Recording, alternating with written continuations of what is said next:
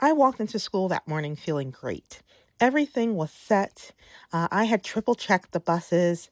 I talked to actual humans. I did not just leave messages. I updated forms and communicated with parents, and students were lined up, grouped together. Bags were packed. Staff was ready. The retreat center was prepped. And then 10 minutes passed, and then 20 minutes passed. And there were still no buses. And so finally I called, thinking maybe they were just stuck in traffic or maybe there was just some other delay. And that's when the person on the other end of the phone casually said to me, "Oh, the buses aren't coming today. It's the driver's day off." Well, my stomach sank and I became red with anger. There was no call. There was no warning. There was no heads up. Where was this information when I booked this reservation? Where was this information when I confirmed 3 separate times? There was just nothing. I hung up the phone. I told my team, and that's when tears just came involuntarily. I was new to the organization. We were in the middle of a school merger. I was running on very little sleep. And this is the moment that just broke the camel's back. But here's what happened next. The team that I worked with, they snapped into action. One person called a contact who owned a bus company. Others started dialing additional bus companies to see who could possibly drive our upper school students on such short notice. Another sketched out an on-campus retreat for our middle school students that included games and rotations and, of course, Chick-fil-A, right? Because all middle school students love Chick-fil-A. And someone called the retreat center to update them. And another created a plan to communicate with students, staff, and parents. And suddenly, my barely unpacked office became our own little emergency command center. Phones were ringing, people were running, we were getting this done. And right in the middle of the chaos, someone stopped. They put their hand on my shoulder and they asked, "Hey, are you okay?"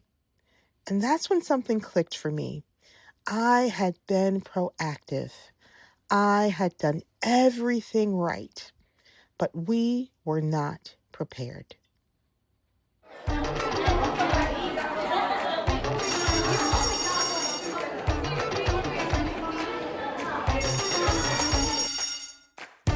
Welcome to Making Great Education Happen, the podcast where we talk about the work behind the work of education.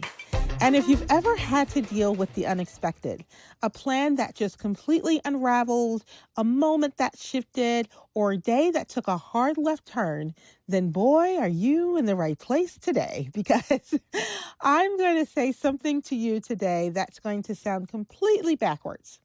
But here is today's big idea. Stop being proactive, or at least stop thinking that being proactive is enough. When I think back on that morning now, I can see exactly what was happening. I was proactive. I did everything early. I had done everything right.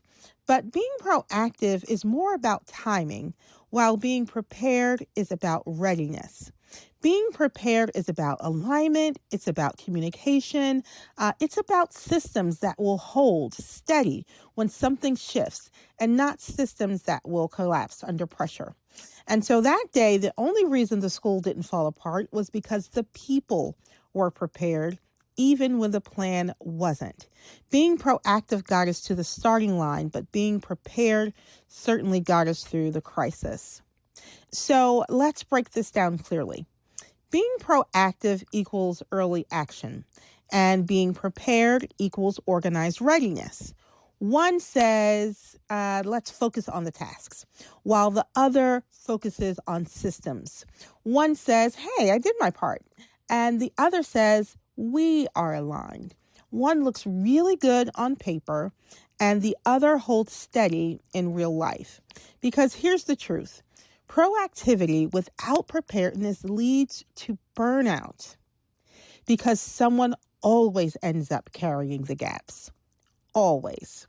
And so maybe you're listening and you're thinking, okay, but what does this actually look like in real life? And how many of us have had these beautifully written forms and polished policies and well-intentioned procedures, but when it's time to actually use them, they fall apart. They don't measure up to the needs that are on the ground. We've been trained on the process. We know the steps. But in the reality of a school day, the process doesn't actually process, right? The process isn't processing. It isn't working. And that's proactivity without preparedness. That's a plan that doesn't have alignment and a structure that is missing systems thinking. And so maybe you're thinking to yourself, yeah, I hear you, Shantae, but that sounds, super cute. But I would rather be proactive. I would rather learn lessons along the way and improve the plan that I already have. And so hear me clearly when I say, you must have a plan. Please, please have a plan. Did I say you need a plan? You need a plan. Have a plan. But planning is not the enemy of agility. Planning is actually a requirement for agility. So this isn't an either-or situation. It's not if we're not proactive, then we must be reactive. And it's not, oh boy, we're a super reactive organization. We can't possibly be prepared. Preparedness is a both and situation. You must plan ahead. You have to apply lessons learned. You must refine your systems. And you must be ready to pivot. Because schools are living, breathing ecosystems. They shift, they morph, they surprise. The unexpected isn't a disruption in a school environment. It's part of the landscape. It's just the way the cookie crumbles.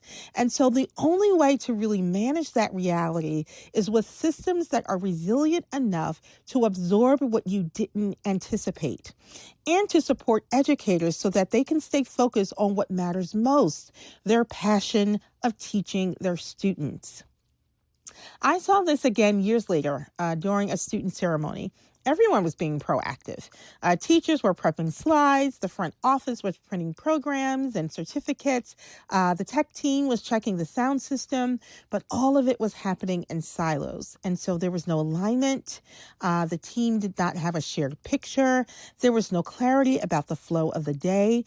And the principal was really preparing for, quote unquote, the sweaty sprint. He was just going to really do his best to run around campus and try to hold everything together. And then we had one alignment meeting, one moment of who's doing what, where are the gaps, what needs clarity, when is each piece happening, how in the world do we keep this smooth? And suddenly the next day, the day that was headed for chaos, was one of the smoothest events of the year. How do I know? Because people came back to me unsolicited to say, thank you. I cannot believe how smoothly that went. And that is the power of preparedness. Being proactive is about speed, but being prepared is about stability. You can be early and still not be ready. Being proactive is so often individual, but being prepared is collective. Who else needs to know? If you prepare alone or your team prepares alone, then you aren't truly prepared. Being proactive solves today. It solves what's in front of us. It solves based upon a lesson we've learned in the past. But being prepared prevents tomorrow. Preparedness creates a repeatable clarity. When teams are not prepared, someone always becomes the firefighter. Every single time. And that firefighter gets tired. That person that you are heralding as a hero gets burned out. So preparedness protects people. It reduces friction and it builds sustainable schools. But being prepared isn't flashy. It isn't loud, but it is very clear. So let's get practical for a moment. Ask yourself and your team, if tomorrow brings the unexpected, if the proverbial buses don't show in your situation, would you be ready? And if the answer is no, you may be proactive.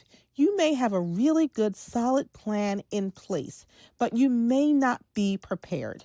That plan may not be resilient enough to absorb the things you don't expect.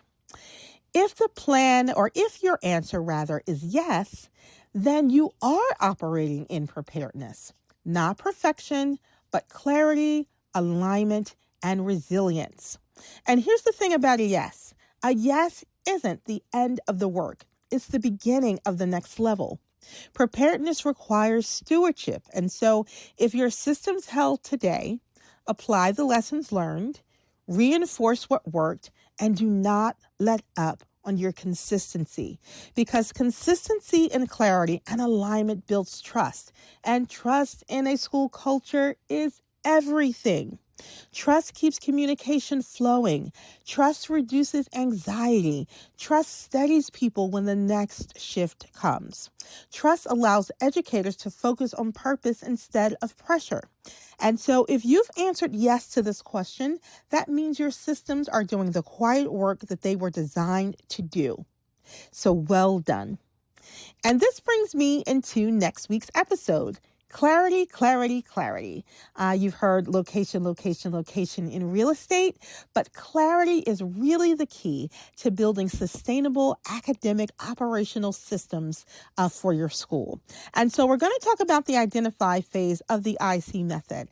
And we're going to talk a little bit about what the IC method is and how the identify phase truly helps one to build the foundation of real readiness.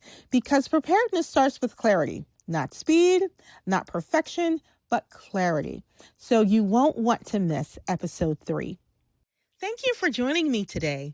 If this episode gave you a new way to think about leadership, systems, or sustainability, share it with a colleague or a fellow educator. Don't forget to like and subscribe, and head on over to makinggreateducationhappen.com to download free tools and to join a community who is working to keep making great education happen together.